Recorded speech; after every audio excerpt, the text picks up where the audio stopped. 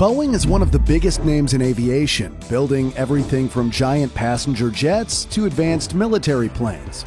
But to see where it all began, we need to go back over a century, when aircraft were made out of wood and wire.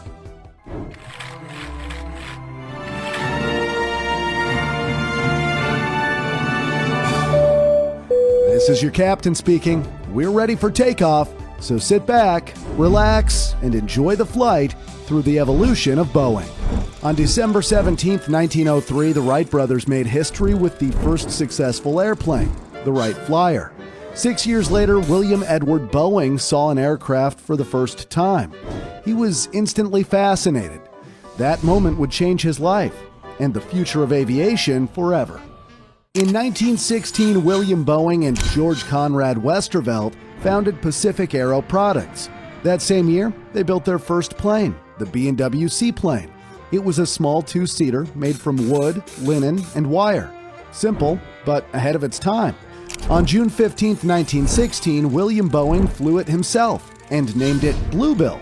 It flew 306 miles in a single day, setting a new record. When the U.S. entered World War I on April 16, 1917, the Navy came knocking. But there was a problem. America was far behind in aviation. Britain had 400 military planes, Germany had 1,000, France had 1,400, and the U.S. just 23. Luckily, Boeing was prepared. They had improved their designs and renamed the company to Boeing Airplane Company. The Navy ordered 50 Model C trainers, Boeing's first big success. But when the war ended in 1918, the demand vanished. Cheap military planes flooded the market. Most aircraft companies went under. Boeing almost did too. To survive, they built whatever they could. Furniture, small boats, anything to keep going. But they never gave up on flying. On March 3, 1919, the final Model C took off. William Boeing flew it from Vancouver to Seattle, making it the first plane to deliver international airmail to the U.S. With no more demand from the Navy, Boeing shifted its focus to commercial flight. In 1919, the B-1 seaplane took to the skies. It could carry a pilot, 2 passengers, and some mail or cargo. Only one was ever built, but it flew over 350,000 miles, remarkable for its time. But it didn't take long for the military to return. In 1920, Boeing began building 3-winged planes for ground attacks. One of them was the GA-1. It had nearly a ton of heavy armor, 8 machine guns, and a 37mm cannon. But it was too heavy and too slow, so it never saw combat. Then came a new challenge.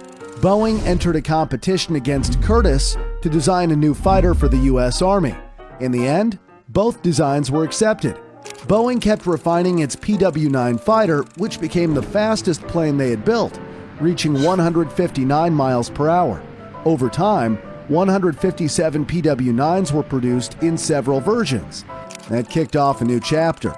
In the years that followed, Boeing became a top fighter plane builder, creating hundreds more, including the P-12 and the F-2B, which rose to fame with the U.S. Navy's aerobatics team, the 3 Seahawks.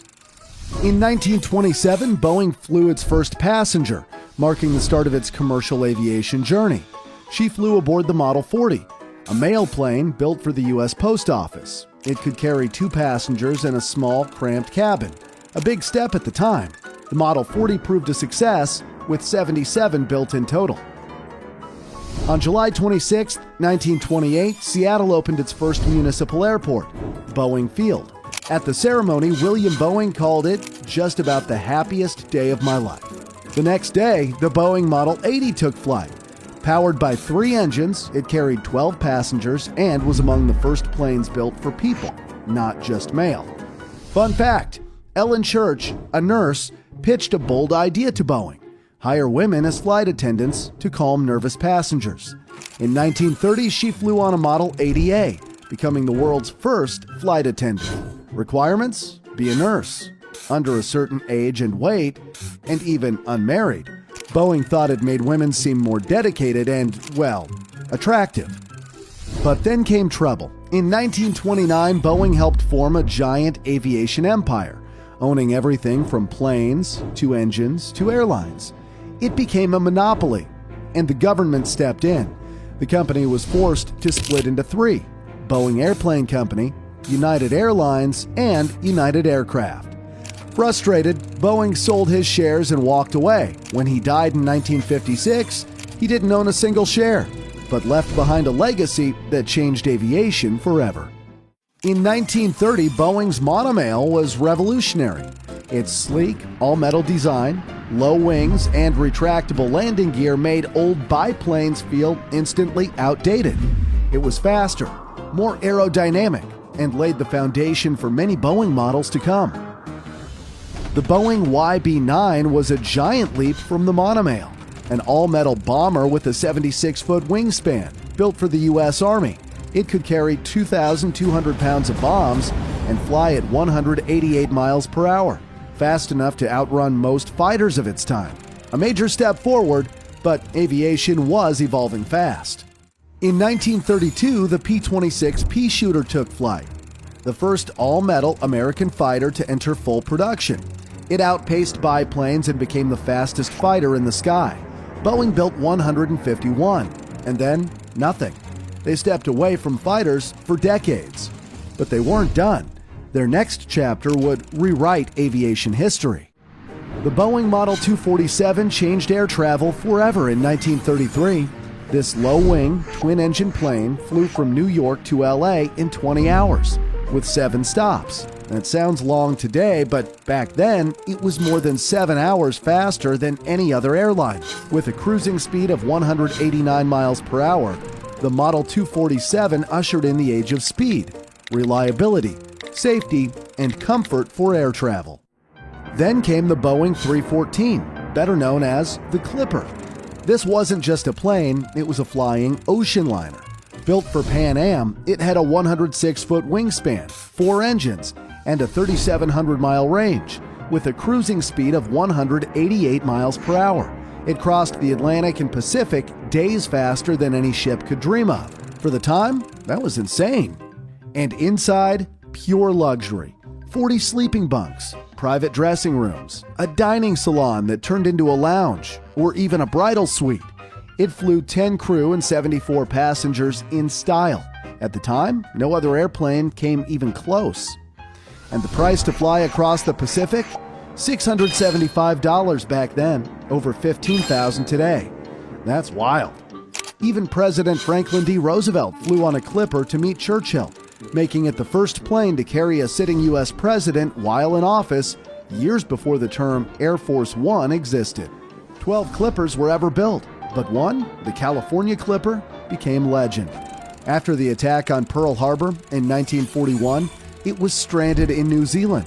The Pacific was too dangerous, so Pan Am gave the crew one bold order: fly the long way home. They had no maps for most of the route, no solid plan, and had to pass through war zones refueling in remote outposts. After nearly a month and 31,500 miles, they made it back to New York. Against all odds, the California Clipper became the first commercial plane to fly around the world. In 1937, the XB-15 became the largest and heaviest airplane in the U.S. Nicknamed Grandpappy, it was so massive that engineers could crawl inside the wings to make repairs while in the air. It was built as an experimental heavy bomber for the U.S. Army, designed to fly over 5,000 miles. It hit those goals and even set 2 world records, but it never saw combat. Boeing's Model 307 Stratoliner was the first commercial plane with a pressurized cabin, letting it cruise at 23,000 feet, above most storms. Only 10 were built, and the last one was restored after spending 20 years in the desert and now sits in a museum. Fun fact, Howard Hughes, billionaire, Hollywood director, and fearless aviator, flew around the world in just 3 days and 19 hours in 1938. He later bought a custom Stratoliner to break his own record. The flight never happened, but while the plane stayed grounded, his legacy kept flying. When the United States entered World War II, the demand for military aircraft exploded. The B-17 Flying Fortress was built for battle, designed to carry 8,000 pounds of bombs, and equipped with an enclosed flight deck for extra protection. Early models had 5 guns, but later versions carried up to 13 50-caliber machine guns. It earned its nickname. B-17s often returned from missions full of holes, missing tails, damaged wings, or flying on just one engine. One veteran even wrote to Boeing saying, "I'm glad to be alive. Thank you for making such a good airplane." Over 12,700 were built.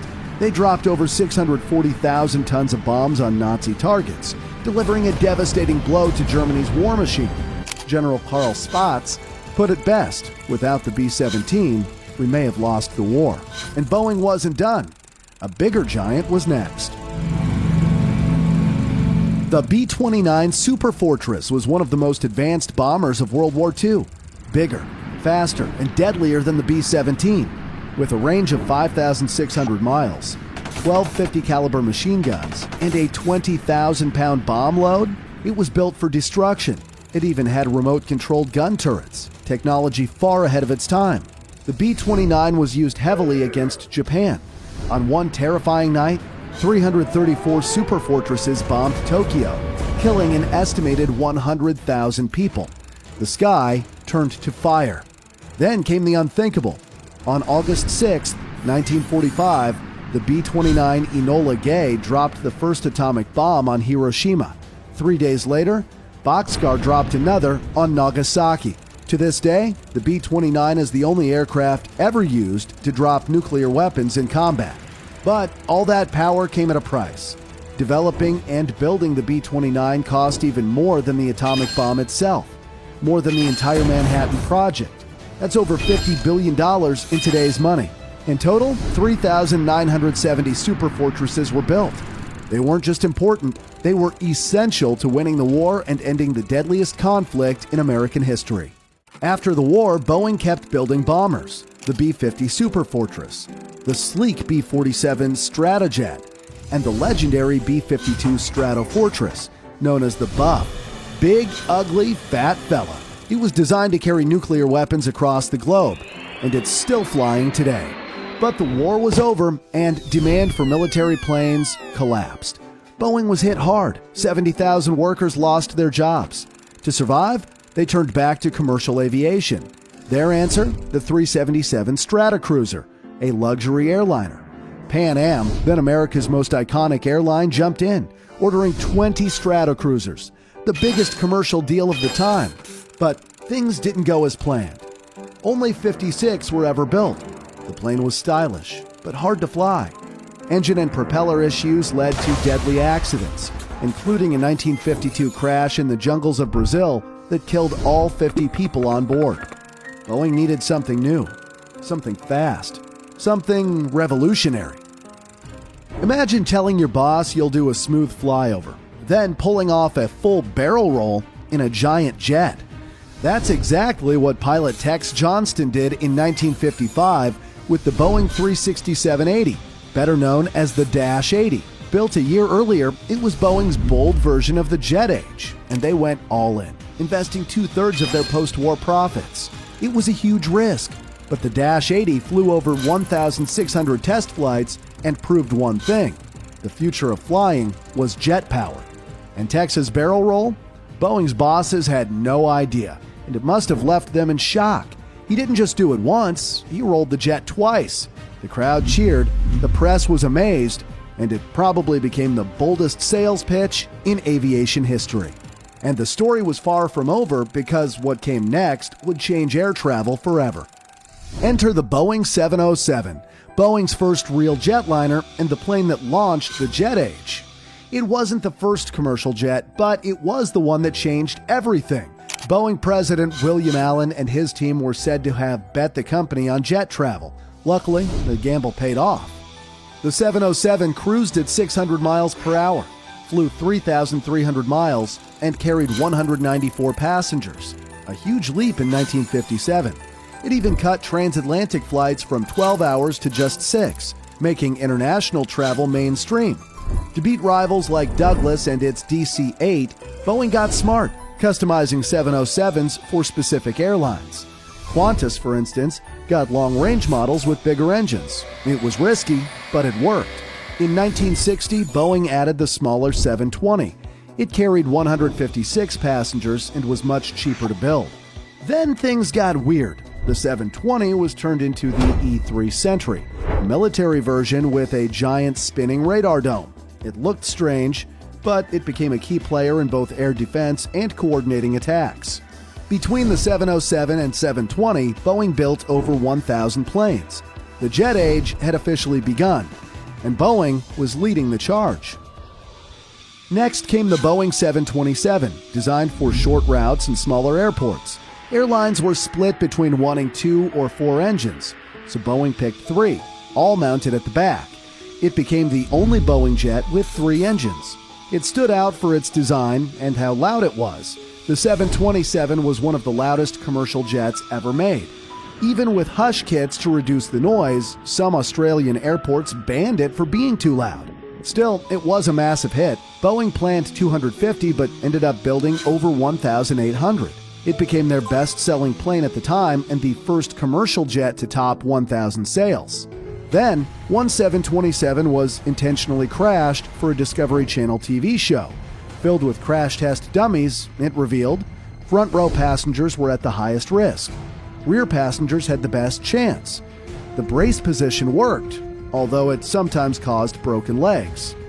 Fun fact, the Boeing 727 had a built-in air stair that could open mid-flight. In 1971, a hijacker known as D.B. Cooper used it to escape.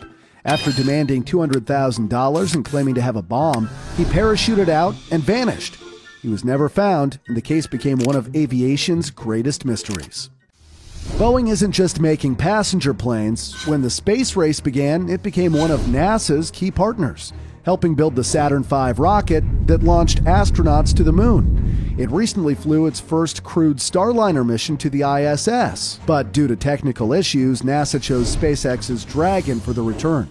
Boeing is also leading the SLS rocket project, designed to go beyond the moon and maybe one day to Mars. Boeing also plays a huge role in the military, building fighter jets like the F-15 Eagle, F/A-18 Super Hornet, and the AH-64 Apache, one of the most advanced attack helicopters ever made.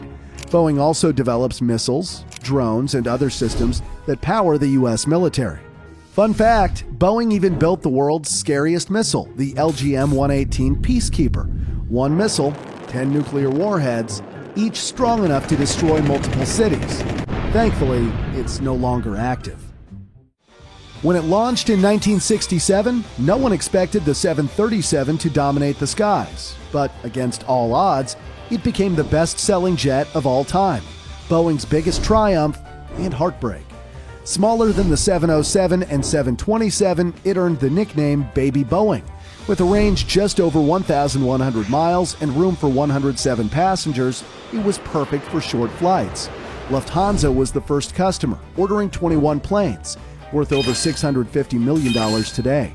That single order kicked off a legacy.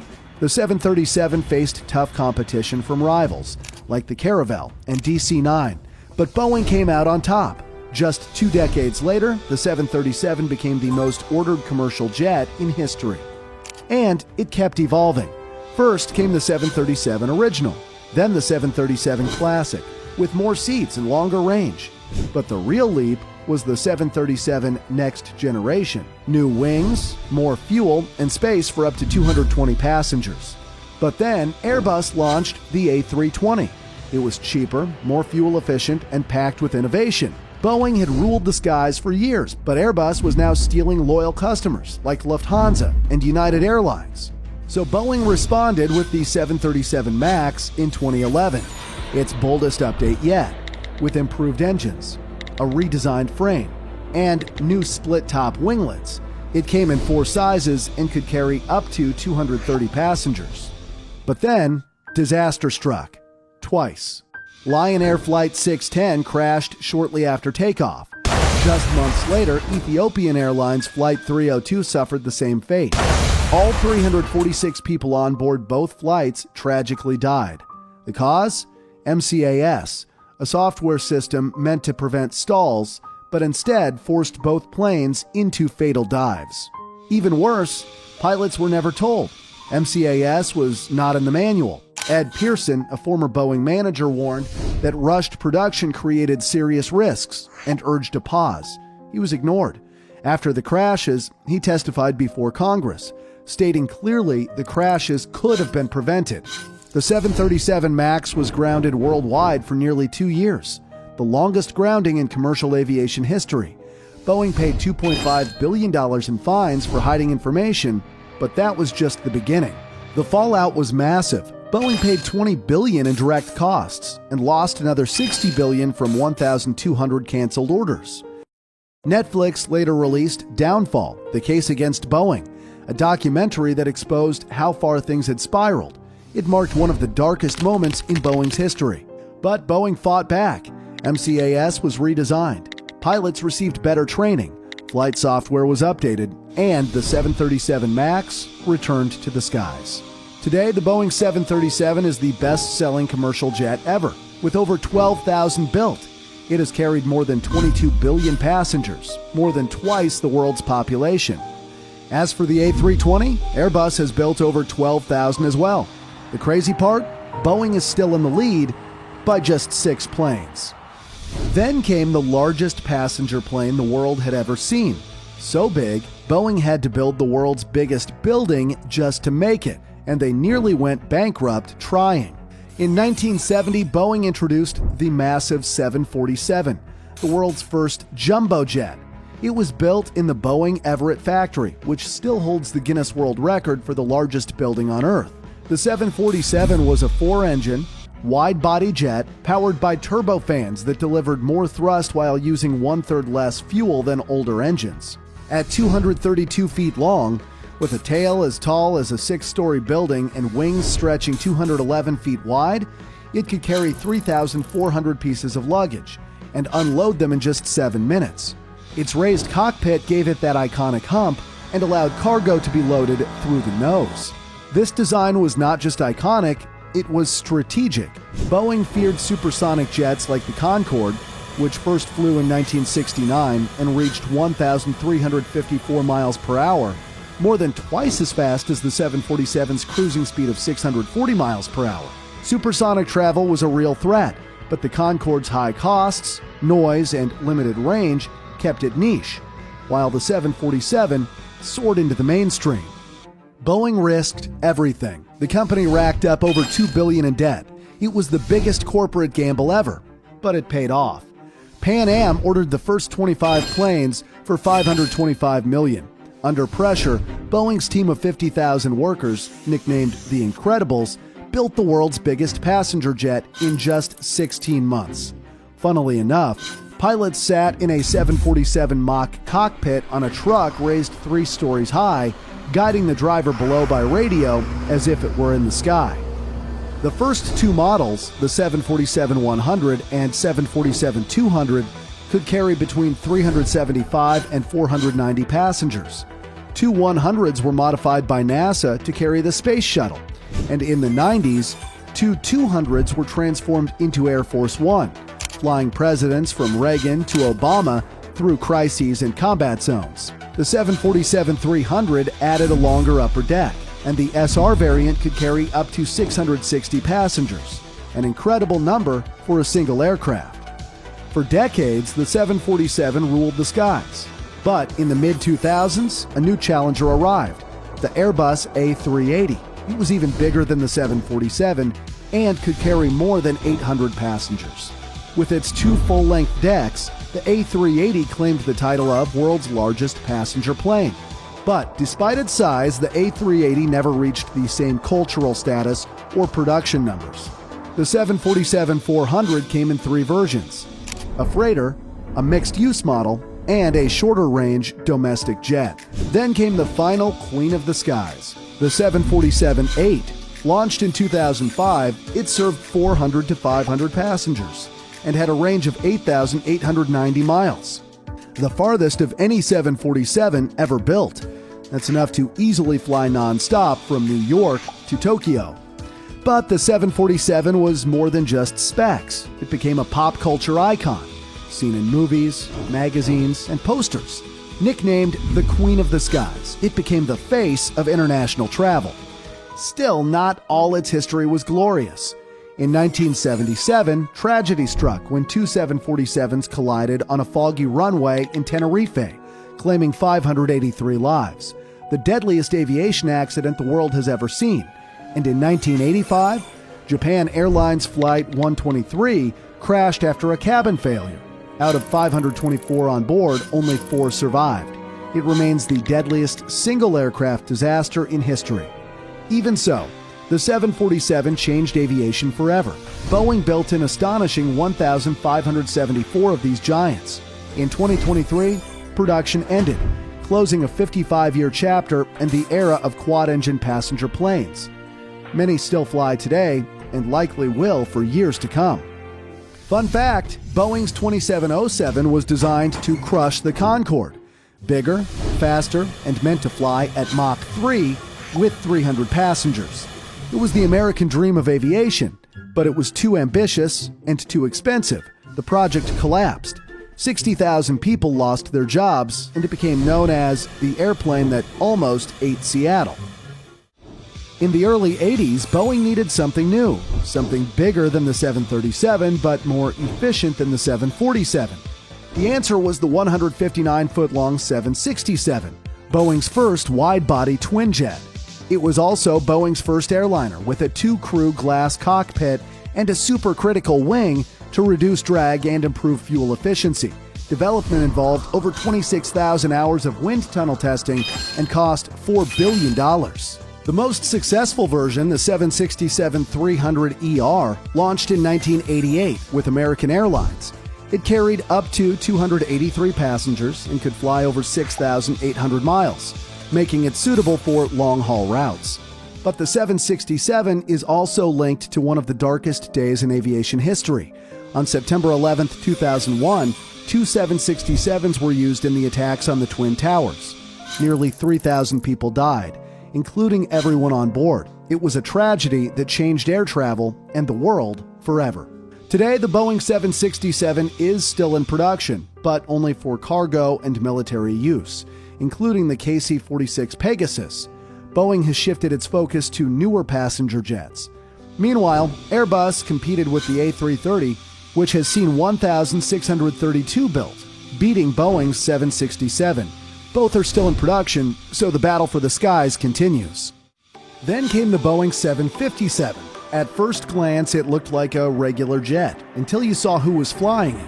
Built to replace the aging 727, it was lighter, more powerful, and 80% more fuel efficient.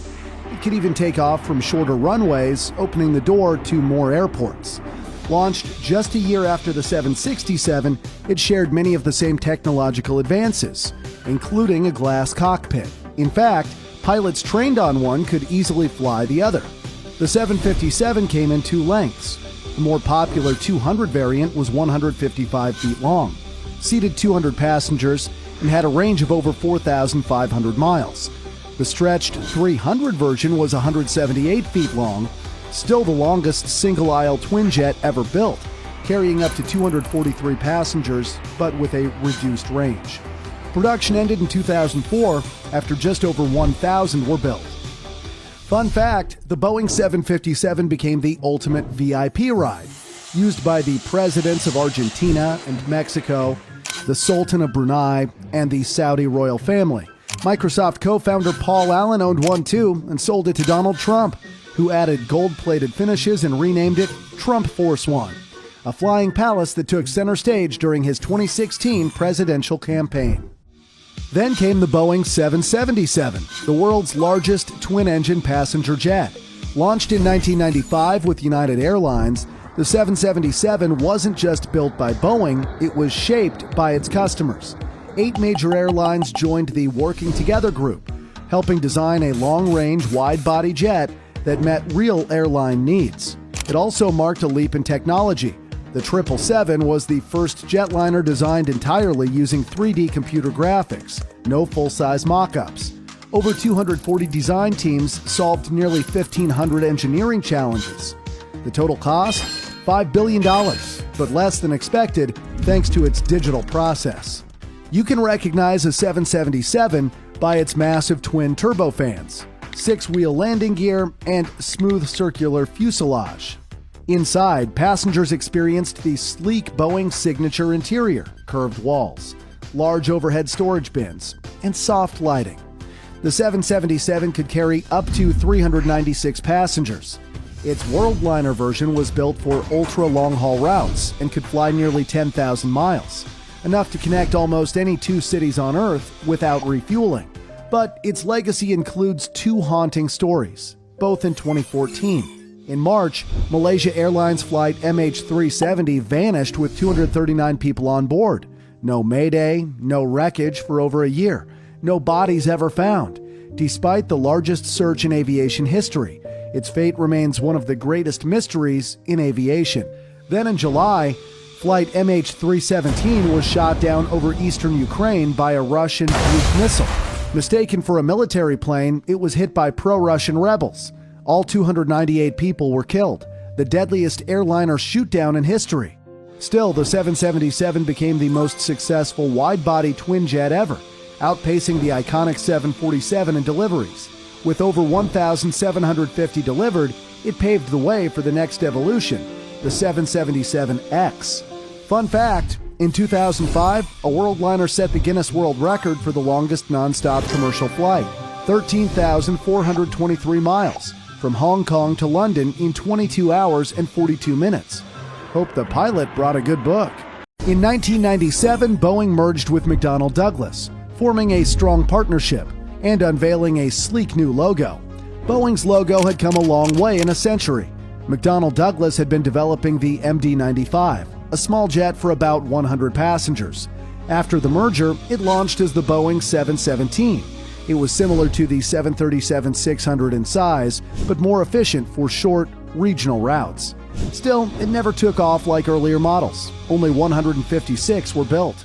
Not to be confused with the massive Boeing Dreamlifter cargo freighter, the 787 Dreamliner is a wide-body twin jet that entered service in 2011 and quickly became the fastest-selling wide-body plane in history, passing 1,000 orders. It was a major gamble for Boeing, costing around $32 billion. But the payoff was big.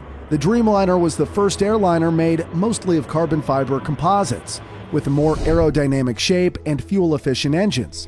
It burns 20% less fuel than the 767 and improves passenger comfort. The Dreamliner comes in three main versions. The 787-8 is the shortest, typically seating 248 passengers. The 787-9 is 20 feet longer and can fly 9,000 miles with 296 passengers, enough to go non-stop from Perth to London, one of the longest commercial routes in the world. The 787-10 is the longest at 224 feet, holding 336 passengers, but with less range. Sadly, in June 2025, Air India Flight 171 crashed just 30 seconds after takeoff, killing 279 people, including some on the ground. Only one man miraculously survived. It was the first fatal 787 crash in 14 years. The Dreamliner also faced internal controversy. John Barnett, a former Boeing quality manager, warned about reused parts and faulty oxygen systems. He became a whistleblower and testified in court. Days later, in March 2024, he took his own life, raising serious questions about Boeing's internal culture. Despite it all, Boeing has kept producing Dreamliners and built 1,182 as of June 2025. But Airbus is catching up fast. Its A350, launched in 2015, already has 1,391 orders, though only 658 have been built so far. Still, Boeing remains ahead. The Dreamliner just crossed the 1 billion passenger mark, and airlines around the world congratulated Boeing on social media, a huge milestone for an airplane that changed modern aviation. Before we move on to the final Boeing models, I just want to say thank you. Truly, without you, we wouldn't be able to create these videos we're so passionate about. Subscribe if you haven't yet. An updated evolution of Airbus is coming soon. Now, back to Boeing. The company is preparing to launch the long-delayed 737 MAX 7 and MAX 10. While the MAX 8 and 9 have been flying for years, the 7 and 10 are still waiting for certification. The MAX 7 will replace the older 737-700, with more range and 18% less fuel use per seat.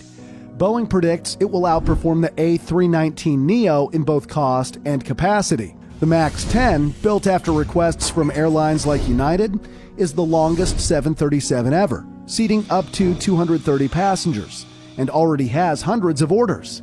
Meanwhile, Airbus leads with its A320neo series, nearly 4,000 built and over 11,000 ordered. Boeing's MAX family sits at around 1,800 delivered. Still, if the MAX 7 and 10 finally take off, Boeing might be ready for a comeback. Boeing is set to launch the 777X series in 2026, the latest evolution of its popular 777 family. The aircraft features advanced carbon fiber wings with folding wingtips, an industry first for commercial jets, and is powered by the GE9X, the largest commercial jet engine ever built. The 777X comes in two versions. The 777-8, designed for ultra-long routes with a range of over 10,000 miles, and the larger 777-9, which seats up to 426 passengers, making it the longest twin-engine airliner ever built. With over 500 orders already placed, the 777X is set to redefine long-haul travel. It's amazing to see how far Boeing has come since its founding in 1916. Over a century later, the company is now building some of the largest and most advanced aircraft in the world.